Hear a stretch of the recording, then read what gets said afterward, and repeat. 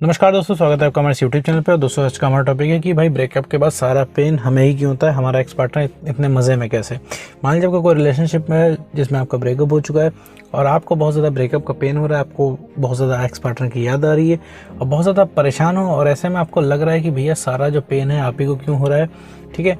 और रिलेशनशिप सिर्फ आप ही को क्यों बचाना है, वापस सिर्फ आपको ही क्यों लाना है, ठीक है। एक्स बैक सिर्फ आप ही को क्यों करना है, वो इंसान आखिर आपको क्यों नहीं चाहता, उसका तो 1% भी इंटरेस्ट नहीं है, ठीक है। उल्टा वो इंसान उल्टा सीधा भी आपको बोल चुका है, वो इंसान आपको ये भी बोल चुका है कि भैया कुछ भी हो जाए, कुछ भी हो जाए, हम तुम्हारे साथ वापस रिलेशनशिप में नहीं आएंगे।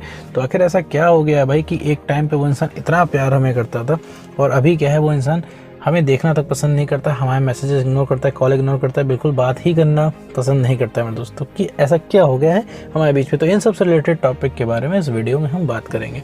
तो देखो, सबसे पहले समझ लो मेरे दोस्त कि रिलेशनशिप में जब ब्रेकअप होते हैं तो ब्रेकअप दोनों साइड से नहीं होते, ब्रेकअप होता है सिर्फ एक साइड से। या तो लड़का ब्रेकअप करता है या तो फिर लड़की ब्रेकअप करती है, मतलब दोनों में से एक पार्टनर जो है वही ब्रेकअप करता है, ठीक है। और जो छोड़ के जाता है, ठीक है, उसे कोई भी परवाह नहीं होती, उसे कुछ भी दर्द नहीं होता, उसे कोई भी तकलीफ़ नहीं होती, ठीक है। मतलब सारी तकलीफ़ जो होती है जिसको छोड़ा जाता है, जो कि रिलेशनशिप में जिसको छोड़ दिया जाता है, ठीक है मेरे दोस्त, सारी तकलीफ़, दिक्कत, सारी परेशानी उसी इंसान के साथ होती है। अब ये क्यों होती है मैं आपको बताता हूँ। सबसे पहले आते हैं आपके ऊपर, आपको इतनी तकलीफ़ क्यों हो रही है ब्रेकअप के ऊपर। पहली बात तो आपको किसी इंसान ने बोल दिया है कि भैया आज से जो है हमारा रिलेशनशिप ख़त्म, अब हम तुम्हारे साथ नहीं रह सकते। ये सुन के ही आपको बहुत ज़्यादा शौक लग गया है, इसको आपने बहुत भयंकर तरीके से अपने सेल्फ स्टीम से जोड़ा हुआ है, आपको बहुत ज़्यादा बुरा लग रहा है कि आपको कोई कैसे छोड़ सकता है। वो इंसान आपको तकलीफ़ नहीं दे रहा है, वो मेमोरीज़ आपको तकलीफ़ दे रही हैं जो उस इंसान के साथ आपने बिताई हैं। रिलेशनशिप के समय में एक आपने सुकून महसूस किया था, जो आपको लग रहा है कि आपने रिलेशनशिप का बहुत बढ़िया टाइम था, आपकी ज़िंदगी का बहुत बढ़िया टाइम था, और वही वाला जो सुकून आपने शुरुआत में फ़ील किया था वही सुकून आपको वापस चाहिए मेरे दोस्त। इस वजह से आपको तकलीफ़ हो रही है। और दूसरी बात तो ये कि आपका ब्रेकअप रातों रात नहीं हुआ, ठीक है। आपको तकलीफ़ इस वजह से भी हो रही है कि लगातार आपने सेल्फ रिस्पेक्ट अपने कम की है, लगातार उस इंसान के प्यार को आप तरसे हैं कि कैसे उस इंसान का प्यार मिल जाए। प्यार तो आपको मिला नहीं, उल्टा ब्रेकअप हो गया, ठीक है। तो आपका काम वैसे भी नहीं हुआ, काम और ज़्यादा बिगड़ गया, तो आपको ये चीज़ और ज़्यादा लग रही है, ठीक है। आप ही ने सारे कॉम्प्रोमाइज़ किए, आपने सब कुछ किया, लेकिन बदले में आपको धोखा मिल गया। तो ये चीज़ें आपको बहुत भयंकर तरीके से परेशान कर रही हैं। आपको इस वजह से पेन हो रहा है क्योंकि आप सोच रहे हो कि आपको कोई धोखा कैसे दे सकता है। आपकी गलती क्या थी कि जो आपने सॉरी बोला, ठीक है। गलती भी उस इंसान की थी तो भी सॉरी आपने बोला। अगला इंसान एटीट्यूड दिखा रहा है तो भी सॉरी आप ही बोल रहे हो। और अगले इंसान ने आपको चीट कर दिया, फिर भी आप ही स्कीम लेके जा रहे हो कि भैया हम वापस आ जाओ, वापस से सब सही कर लेंगे, फ्रेश स्टार्ट कर लेंगे, हम सब भूलने को तैयार है मेरे दोस्त, ठीक है। इस वजह से आपको पेन हो रहा है, ठीक है। अगले इंसान को पेन क्यों नहीं हो रहा है, क्योंकि वो इंसान तो छोड़ रहा है भाई, वो उस इंसान के काम के आदमी आप रह ही नहीं गए हो मेरे दोस्त, ठीक है। वो इंसान आपके अंदर जो भी कुछ देख के आया था वो सारी क्वालिटीज़ आपके अंदर से ख़त्म हो गई है। कुछ भी देख के आए हो, लेकिन अब वो इंसान आप नहीं रह गए हो, आप एक सिर्फ इमोशनल इंसान रह गए जो कि सिर्फ सवाल जवाब करता है। थोड़ा कड़वा है लेकिन सच है। आप एक्स की नज़रों में एक बोझ की तरह एक्ट करते हो, जो लगातार आप उससे रिक्वेस्ट करते हो और दिन भर जो आप उससे इमोशनल बातें करते हो, दिन भर जो वैलिडेशन आप लिया करते हो, आप तुमसे कितना प्यार करते हो, तुम्हारा प्यार कहाँ गया एंड ऑल, ये सब दुनिया भर की चीज़ सिर्फ उस इंसान को इरिटेट करती है, क्योंकि वो इंसान इस माहौल में नहीं है अभी, वो एक अलग माहौल में चल रहा है। आपको सारी चीज़ें इमोशनली लग रही है ना, उस इंसान को कुछ भी इमोशनल नहीं लग रहा, उस इंसान के लिए सब कुछ नॉर्मल है, क्योंकि उस इंसान के पास वो सब अवेलेबल है ना। आप हो उसको प्यार देने के लिए बेनते हैं, ठीक है। आप दिन भर उसको स्पेशल फील कराते हो, ठीक है। दिन भर उस इंसान के इनबॉक्स में 500 मैसेज गिरा के रखते हो कि भैया तुमसे कितना प्यार करते हो, तुमसे कितना मिस करते हो, तो उसके लिए प्यार की वैल्यू नहीं है, ठीक है, क्योंकि उसके पास प्यार की बहुत ज़्यादा क्वांटिटी हो गई है आपकी, ठीक है। उसके 500 टेक्स्ट हमेशा राज करते हैं, ठीक है, उसके इनबॉक्स में। आपके 500 टेक्स्ट उसके इनबॉक्स में हमेशा राज करते हैं, ठीक है मेरे दोस्त। और आपको क्या है, आप एक एक टेक्स्ट के लिए जो है तरसते हो, ठीक है, उसके, ठीक है। मतलब थोड़ा कड़वा है लेकिन सच है। तो आपको इसीलिए उस इंसान की वैल्यू है, क्योंकि आपको उसके एक एक टेक्स्ट का वेट रहता है, और उसके पास क्या है, आपके 500 टेक्स्ट गिरे रहते हैं, या फिर आप हमेशा कॉल करके उस इंसान को यही सब बताया करते हो। अभी भी उस इंसान का फ़ोन आया तो आप यही बताओगे कि आज भी तुम मुझसे कितना प्यार करते हो, ठीक है। तो मेरे तो उस इंसान का तो काम हो गया ना, उस इंसान के दिमाग में तो ये बैठा हुआ है कि भैया कि आपके साथ वो कितना बुरा कर ले, कितना भी अत्याचार कर ले, आप कहीं नहीं जाने वाले हो, आप उतना ही टूट के बेइंतहा प्यार करने वाले हो, ठीक है।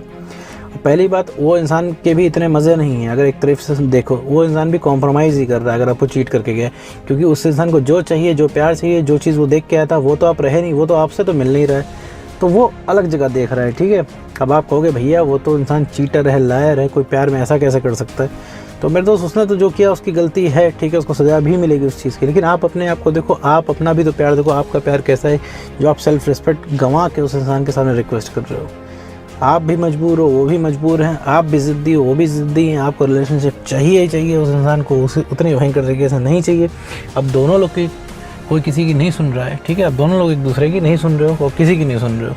तो मेरे दोस्त यहाँ पे अब अपने आप को देखना है, अपने साइड से देखना है कि तकलीफ़ आपको क्यों हो रही है, क्योंकि आपने इस चीज़ को सेल्फ इस्टीम से जोड़ रखा है। आपको ऐसा ही लगता है क्योंकि आपको कोई कैसे छोड़ के जा सकता है, आपसे कोई ऐसे कैसे बात कर सकता है। आपने उस इंसान के लिए इतना एफर्ट किया, उस इंसान ने बदले में धोखा दे दिया। भाई गलती आपकी नहीं, आप ही हर जगह सॉरी बोल रहे हैं। तो ये चीज़ कहीं ना कहीं आपको परेशान कर रही है। प्लस आपको रिलेशनशिप की शुरुआत की बातें याद आ रही है, शुरुआत की बढ़िया चीज़ें थी, शुरुआत की बढ़िया मेमोरीज थी, जब वो इंसान एक परफेक्ट इंसान की तरह आपको लग रहा है, ठीक है, आपका दिमाग आपको परफेक्ट इंसान की तरह प्रोजेक्ट कर रहा है, ठीक है, कि आपको जो पार्टनर है परफेक्ट है, वो आप ही के लिए बना है। क्योंकि रिलेशनशिप की शुरुआत की मेमोरी सबकी अच्छी होती है, उससे हम एक दूसरे की गलतियों को इग्नोर करते हैं।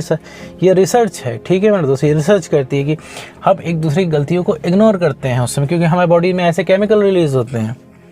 तो मेरे दोस्त आप वो इंसान को परफेक्ट की तरह से देख रहे हो, क्योंकि वो इंसान आपकी किसी गलती को टोक रहा है उस समय। तो भाई सिर्फ love is in the air, हर चीज़ में प्यार होता है, हर चीज़ आपको उस इंसान की क्यूट लगती है और हर चीज़ बढ़िया लगती है, लगता है कि सब कुछ प्यार प्यार और प्यार से ही चलता है, ठीक है। लेकिन ये मेरे दोस्त रियल लाइफ है। जब भी ब्रेकअप होता है हर इंसान को यही लगता है कि उसका रिलेशनशिप का शुरुआत का टाइम बहुत बढ़िया था और एक जो एक्स पार्टनर है वो परफेक्ट पार्टनर है आपके लिए, ठीक है, इसीलिए आपको तकलीफ होती है।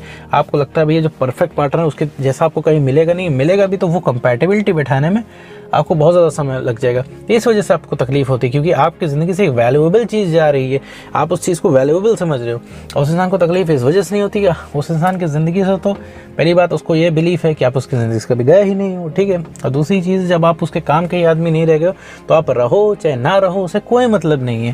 भाई आपकी काम की चीज़ है, ठीक है, आपकी ज़िंदगी में अगर नहीं रह रही है तो आपको दिक्कत है, लेकिन आपकी जो काम की चीज़ नहीं, आपको लगता है कि ये मेरी काम की चीज़ नहीं है, तो आपकी ज़िंदगी में रहे चाहे ना रहे आपको क्या मतलब पड़ता है, ठीक है। मतलब एग्जैक्टली साइकोलॉजी वहाँ पे अप्लाई होती है।